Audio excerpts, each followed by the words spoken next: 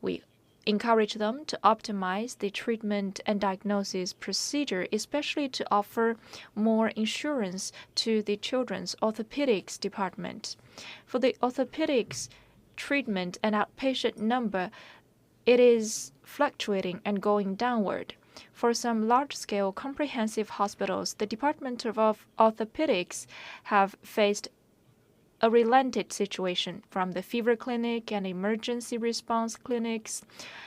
Nationwide, the number of outpatients is stabilizing, especially in the grassroots level hospitals. There was a diversion of patients to the grassroots level hospitals. In general, the nationwide medical services have not been undermined. We must give further play to the medical consortium and the online outpatient services. Between the comprehensive hospitals and the grassroots level clinics, there must be a referral system in execution so that the patients could be diverted to different levels of medical institutions. And also TCM must be given full play. By combining the TCM with the Western medicine, we hope to improve the efficacy of the treatment. For the middle schools, primary schools, the orphanages, and the old people's nursery homes, there must be more intensified disinfection measures, and we must strengthen our monitoring in those locations so as to improve self-protection and reduce the incidence ratio of infection. We encourage full vaccination by optimizing the vaccination services. Today, the topic of the presser is also about the prevention and control of the respiratory infection in the winter time. We have invited the Deputy Director General Li Banghua from the Ministry of Civil Affairs, also Director General Xia Gang from the CDC, Respiratory Disease Management Department Director Peng Zhibing, from the Traditional Chinese Medicine Hospital in Shijingshan District, Mr. Li Hongshen, and also Mr. Gao Xiang from the Eco City in Tianjin. Now we open the floor to the questions and answers. Please identify yourself before raising the question.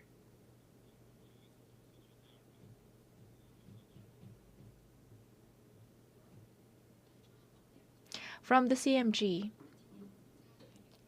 this year, the vaccination of influenza nationwide, what is the plan and what is the status quo of vaccination of influenza?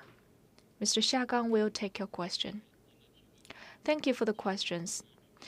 Being vaccinated with influenza vaccination is a good way to reduce the incidence of influenza, especially the severe symptoms caused by the influenza. Not long ago, the national authority has given instructions about disseminating the vaccination of influenza. And there are several features this year. First of all, early offering of vaccination. Certain authorities have coordinated to optimize the procedure of vaccination, especially before the seasonal infection of the influenza. Starting from July, the related authorities have initiated the vaccination services earlier than the high season of influenza outbreak. Second of all, higher supply capabilities. This year, the supply of influenza vaccines is much higher than that of last year. Third, strong execution. We guide localities on the basis of informed consent to actively promote vaccination of influenza. Later on, we will continue to guide the localities to evaluate the needs of vaccination and optimize the distribution of vaccines so that we could have targeted offering of vaccinations. And also, we will work together with the other related departments to ensure that there will be no cutoff of vaccines once needed by the general public. Meanwhile, we will diversify the ways of dissemination. We guide all the localities to have a registration system, and we will also prolong the period of vaccination services so as to offer high-quality vaccination services to the general public. And here, I would love to call upon everyone to get vaccinated as early as possible voluntarily. It's a good way to protect ourselves and our family members. Thank you.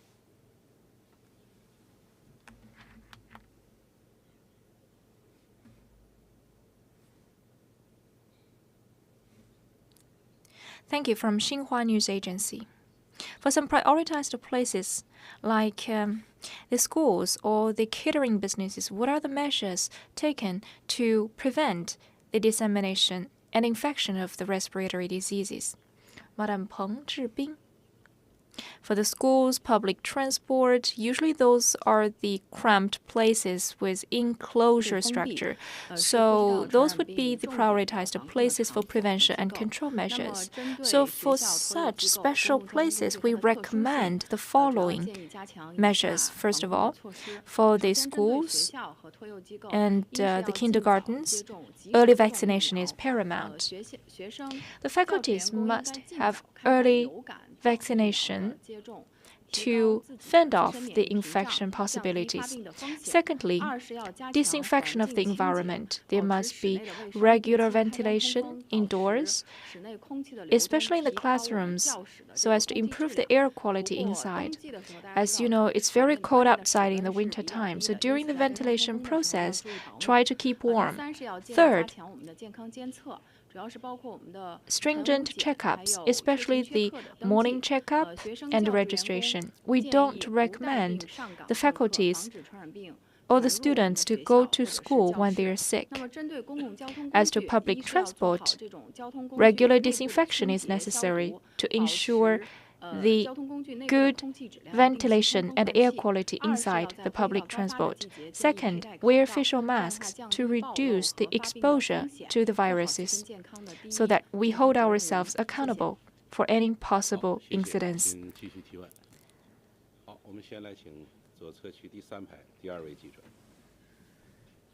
From China Daily, the elderly people are the vulnerable group to the respiratory infection.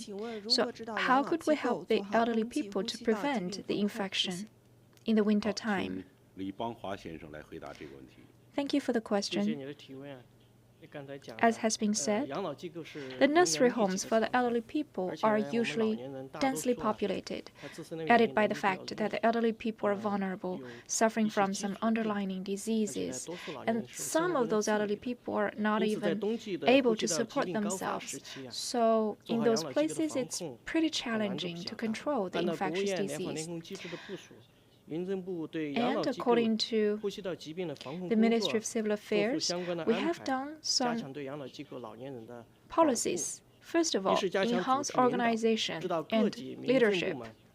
The certain jurisdiction authority must pay close attention to the nursery homes so that the nursery homes could be well prepared, and there must be full preparation and green channel in place. Once there is a high incidence of any disease, there could be quick response. Second, education. Through lectures, daily activities, notification, posters in the nursery homes, we educate the elderly people and the staff members about the policies and measures to respond to the respiratory diseases in the winter time. And also, sufficient training must be guaranteed for the medical staff so that they could mobilize the elderly people to be vaccinated. Build the awareness of sanitation and their capacity of response. Third, stringent visiting rules for the delivery services or the catering businesses coming to the nursery homes. Once they want to enter, they must wear facial masks. And if those comers have some symptoms of respiratory diseases, they must be forbidden to enter. And if you want to serve those elderly people, we must arrange healthy staff. We encourage the nursery homes to offer segregated management of the elderly people to avoid cross-infection. And inside the homes, there must be stringent measures in place to prevent and control. For example, the staff members must wear facial masks, and there must be daily checkups. If they are sick, they couldn't stay on their post. And for the elderly people, the public space for them must be ventilated regularly. If there is any case of infected elderly, they must be sent to the hospital for treatment.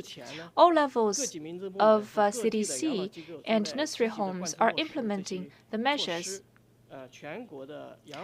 And nationwide, the overall situation in the nursery homes is kept stable. 好，谢谢，请继续提问。好，我们先来请右侧区第二排第二位男记者。谢谢主持人。澳门月刊澳门新闻通讯社记者提问：老年人群对主 From 动接 the 种流感疫 Macau 苗的 Monthly, 意识尚不 the 足。 elderly 此外，老 people 年人行动不便、 are 居家与 unable 接 to 种、 move, 门诊距离较远等 and 因素也影响 that 了 is 接种覆盖 also 率提升。请问将如何推动提升 an 老年人 impediment 疫苗 to 接种 the 覆盖率 wide vaccination among the elderly group. So how to solve that 请 problem? 夏刚先生来回答这 Xia 个 Gang 问题。 will take the question. 好，谢谢您的提问。多次发 In 布 many 会啊 press 都提 conferences, 到 we have 老年 mentioned 人等 that 高风险 the 人 highly 群 risky 感 group 染 of 流 elderly 感后 people, once 发生 infected, 严 may 重并 have 发 a 症的几 higher 率较高。 likelihood of 接种 severe 流感疫苗 symptoms. 既能减 So 少感染， vaccination is a good 也 way 能 to 有效 reduce 降低重 the 症和 number 死 of 亡风 deaths 险。 and severe 因此，老 symptoms. 年人 And 始终 elderly 是流 people 感疫苗接种的重 remain 点。 the key 国 group 家鼓 and 励各地 target 针 group 对老 of 年人群的特点， vaccination. The national 从 government 宣 has 传形式、 diversified the 宣传内容、 methods, the 宣传 places, 场 and 所 contents 等维度 of 持续发 publicity 力， so 不 as 断 to 加大 scale 预 up 防 the 接种 vaccination 宣 results. 传力度，普及预防接种科普知 As 识。 to the channels of publicity, we give full play to the combination of traditional media and new media. For the elderly people who are familiar with the new media, we encourage them to acquire the knowledge through the new media. As to the elderly people who cannot get easy with the new media, they may read the newspapers or the news columns in the community and other traditional media channels. And we will disseminate the knowledge through those channels. And for example, we may hold lectures or make some pamphlets sent to the elderly people. As to the contents of publicity, we focus on the mostly concerned questions among the elderly group. We hope to answer the questions in their minds. As to the places of publicity, we concentrate our education in the most frequently visited plaza, communities, or medical institutions by organizing the medical staff and the volunteers to disseminate the knowledge and face-to-face counseling. As to the inaccessibility of the elderly people to the medical services, we will have some dedicated channel. For example, there will be the vehicle on the move and some other one-stop stations to offer vaccination. 好，谢谢，请继续提问。好，我们先来请左侧区第三排靠过道第一位记者。 Hong Kong Economic newspaper. We realize that triage will be a very important way for treatment. So what measures have been taken in triage? We must ensure several key stages. First of all, build the capacity of hospitals in triage, especially in the fever clinics or the orthopedics. We organize training and education by dispatching the most experienced medics to be responsible for the triage. And also, treatment and diagnosis must be handled ahead of time. If we discover any case of severe symptoms, we must have a green channel to ensure their safety. In addition, emergency, clinic, respiratory departments must coordinate their resources with real-time information sharing and dynamic readjustment to ensure the orderly treatment and in order to prevent any postponement of treatment. Third, we give priority to the severe patients. So we must smooth away their treatment in the hospital and with cross-disciplinary services. By coordinating resources for the heavy symptoms, severe symptoms, we will ensure the medical equipment and medicines and dispatch the most experienced medics through training and education. We have even set up a panel of experts and coordinated with the superior hospitals to guide the treatment and diagnosis to ensure that those severe symptoms could be properly handled. 好，谢谢，请继续提问。好，我们先来请右侧区第一排第3位记者。 From China News Daily.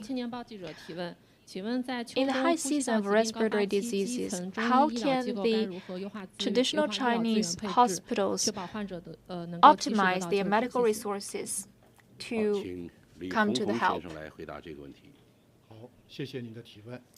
From what we observed in practices, the grassroots level, traditional Chinese medicine hospital play a very important role. Take my hospital as an example. It's a secondary level hospital at district level. The number of outpatients has been rising up, especially when it comes to the pediatric department. So the grassroots level hospital could divert the number of patients. Traditional Chinese medicine pay more attention to the patient's symptoms. Even if they suffer from different viruses, if their symptoms are quite alike, we can treat them alike. So we differentiate between the symptoms and resort to traditional Chinese medicine for treatment in order to relieve the symptoms and facilitate rehabilitation. The strength of grassroots level hospital lies in the comprehensive disciplines. The grassroots level physicians are very experienced at grassroots level. Added by the role of traditional Chinese medicine, they are able to reduce the symptoms, tell the differences, provide accurate diagnosis and verification. But of course, grassroots level physicians must be able to discover the severe symptoms at an early date. And there must be a referral system so that those patients with severe symptoms could be transferred to the big hospitals for instant care. 好，谢谢，请继续提问。好，我们先来请左侧区第2排第3位记者。 From the CMG. If the symptoms of influenza are already occurring and the patients are not fully recovering, should they be vaccinated at this stage? 好，请 Mr. 夏 Xia 刚 Gang. 先生来回答这个问题。好，谢谢您的提问。 If they already have influenza symptoms, after their recovery, we recommend them to be vaccinated as well. There are two reasons. First of all, the respiratory symptoms are not specific. There might be multiple infections leading to similar symptoms like headache, fever, just like influenza. They may be infected from the other microbials, just like the usual flu. The second reason is there are different types of influenza or subtypes of influenza. For example, there are type A, type B influenza. Among type A influenza cases, there are H1N1, H3N2, and other subtypes. So after infected by those subtypes, you may also be infected by the other subtypes. Influenza vaccines cover different subtypes of influenza. So we usually encourage the valent 3 or valent 4 influenza vaccination. So after infection, we still encourage you to be vaccinated because the vaccine could still play a preventative role when they are facing the other subtypes. In the same season of infection, there may be the coincidence of several subtypes. Now, it's H3N2 being the dominant subtype right now. Previously, in one season, the dominant viruses may be composed of several subtypes or may change from one subtype to the other one. So, even if you recover from the influenza symptoms, we still recommend you to be vaccinated, especially the key groups of population like the elderly people. The vaccination could help you to reduce the rate of mortality and severe symptoms. 好，谢谢，请继续提问。好，我们先来请右侧区第3排第3位记者。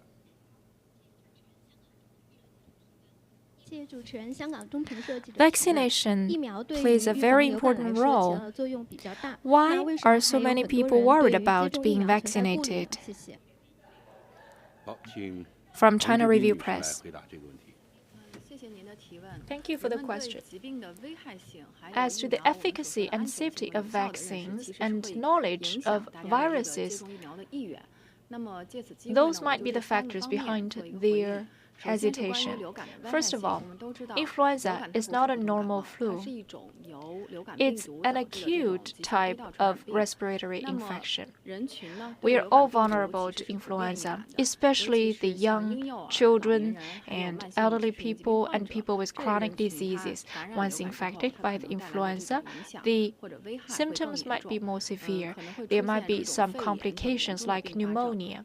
According to WHO estimate, every year because of the seasonal influenza, there might be 3 to 5 million severe symptoms and 29 million deaths caused by the respiratory infection. According to our scientific research, vaccination is effective. After infected, those highly risky population like the elderly group could see less incidence of severe symptoms and complications after vaccination. There used to be a study analyzing 95 outcomes of vaccination, and it showed that it could reduce 39% of symptoms among the elderly population after vaccination. And also, the complication incidence ratio could be reduced by 28%. If you look at the students on campuses and the children, vaccination can prevent the occurrence of infection, and also it can reduce any incidence of not going to schools because of the infection. So we believe that vaccination could contribute greatly. In Shenzhen, there have been some studies through high ratio of vaccination of the influenza. It could help to ensure attendance on the campuses. It contributes about 53% to the school attendance. Finally, globally, influenza vaccination has about a dozen of years of history, so it's a very mature and high-quality vaccination, so we shouldn't worry about the safety of the vaccine. 好，谢谢，请继续提问。好，来请右侧区第1排第2位记者。 From China.com, traditional Chinese medicine is unique. So, what are the effective measures of traditional Chinese medicine to treat the chronic respiratory infection? Thank you for your attention to TCM.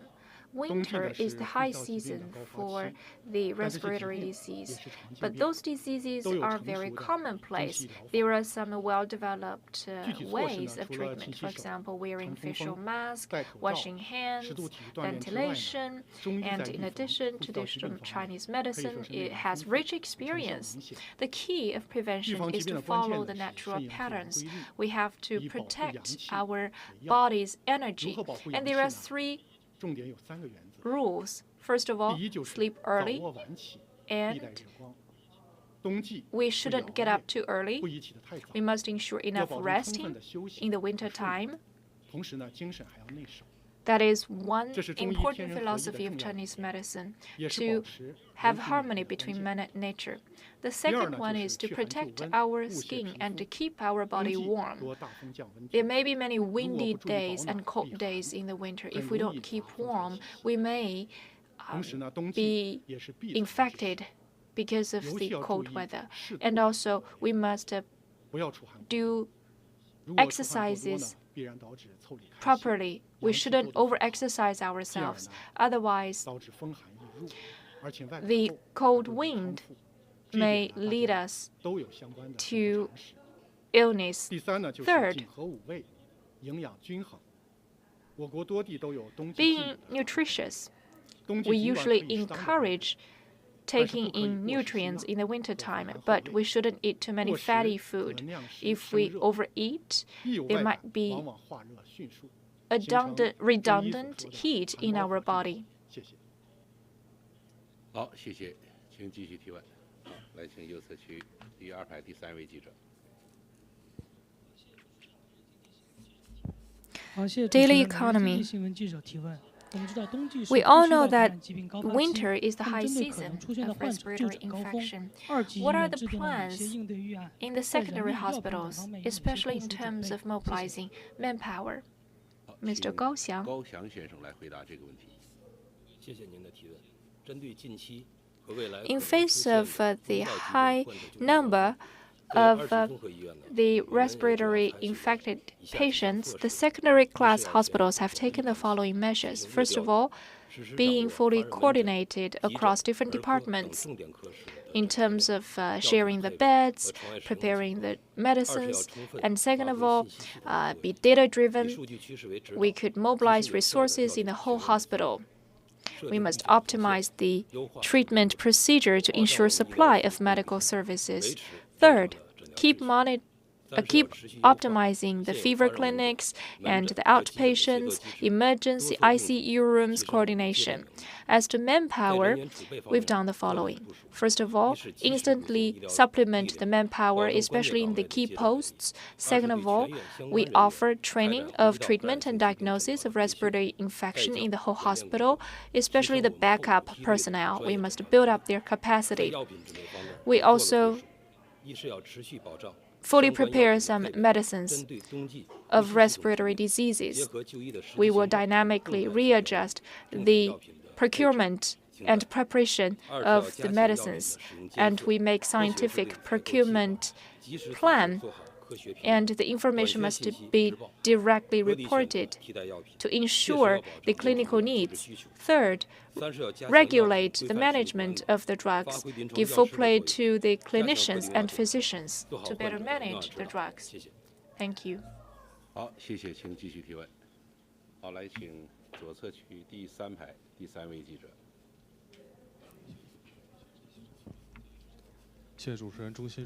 From China News Service, the previous press conference has witnessed the guidance of experts calling upon vaccination right now. So, what other vaccines should we get at this moment? 请夏刚先生来回答这个问题。 Thank you for the question. 谢谢您的提问。 In addition to the influenza vaccines, for the elderly people and patients with underlying diseases, we also encourage you to be vaccinated with the COVID-19 vaccine and the pneumonia vaccine. For the children, we also encourage the children to be vaccinated with the pneumococcus vaccine.